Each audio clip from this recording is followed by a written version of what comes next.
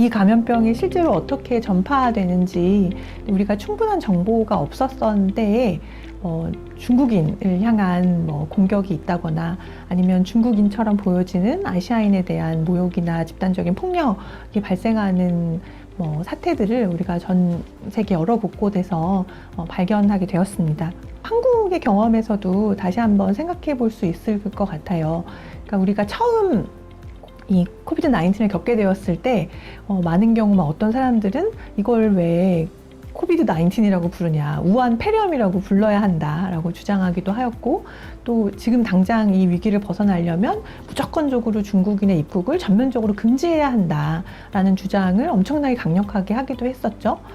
근데 이게 반드시 어떤 특정 개인에 대한 린치나 공격은 아니었다고 하더라도 한국 사회가 얼마나 깊은 수준에서 중국인을 배제하고 또 이 질병의 공통성을 강조하기보다는 이건 중국에서 온 것이다 라고 하는 걸 강조하고 싶어 했는지, 이런 이 표현들을 만들어낼 때 그 안에 사실은 어떤 형태의 인종주의라고 하는 것들이 작동하고 있었는지 오히려 좀 한번 되돌아볼 필요가 있다고 생각합니다.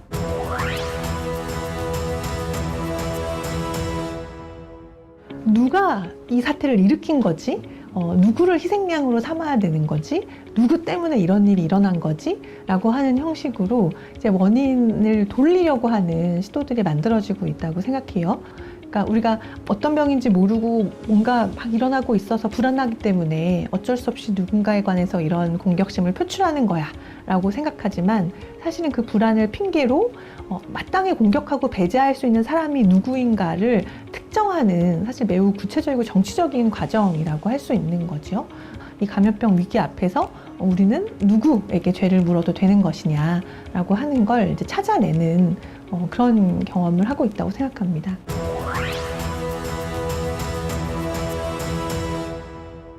그러니까 낙인화라고 하는 과정은 사실 본질적으로 오인의 과정이라고 할 수 있어요. 그러니까 우리가 문제의 원인이 무엇인지 파악하지 못하고 다른 마치 뭔가 이 집단의 다수와 다르다고 여겨지는 사람, 혹은 신체적인 차이가 있다고 여겨지는 사람, 그러니까 지금 만들어지는 것처럼 코로나 바이러스에 감염되었다라고 하면 왠지 그 사람은 뭔가 감염될 만한 어떤 원인이나 이유가 있지 않았을까라고 이제 추측하는 건 거죠.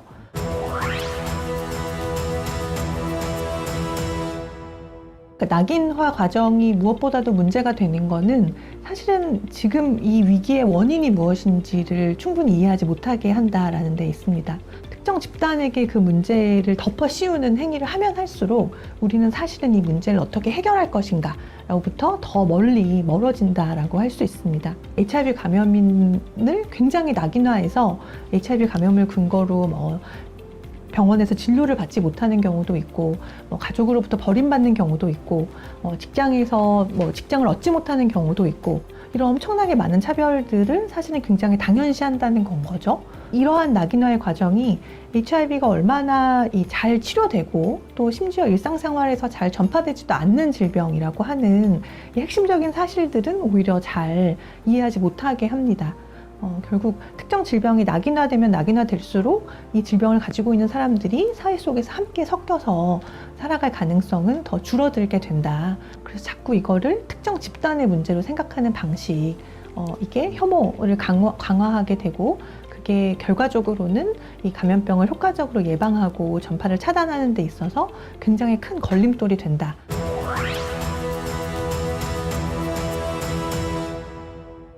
우리가 이제 전 세계적으로 공통적으로 이 팬데믹의 위기를 겪으면서 알게 된 거는 인권을 보호하는 것, 그래서 사람 중심의 정책을 만들어내는 것이 무엇보다 중요하다라는 점입니다.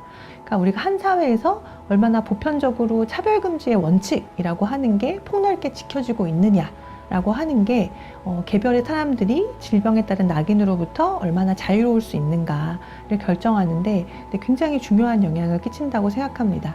이 큰 원칙이 있는 사회가 만들어져야지만 사람들이 자기가 질병에 걸렸음에도 불구하고 이 질병의 이유로 차별받거나 배제받지 않을 거라고 하는 안정감을 가질 수 있어요.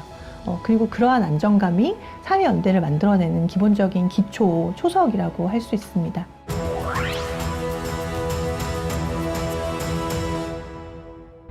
이 전지구적인 위기 앞에서 우리가 공통으로 함께 경험하고 있는 거는 한편으로는 생명의 소중함이기도 하지만 또 다른 한편으로는 인권의 가치라고 하는 것이 얼마나 중요한 것인가에 관해서 다시 생각해 보게 될 필요가 있는 것 같습니다. 근데 인권의 공통적인 가치라고 하는 것은 모든 인간이 보편적으로 동일한 권리를 가지고 있어야 한다.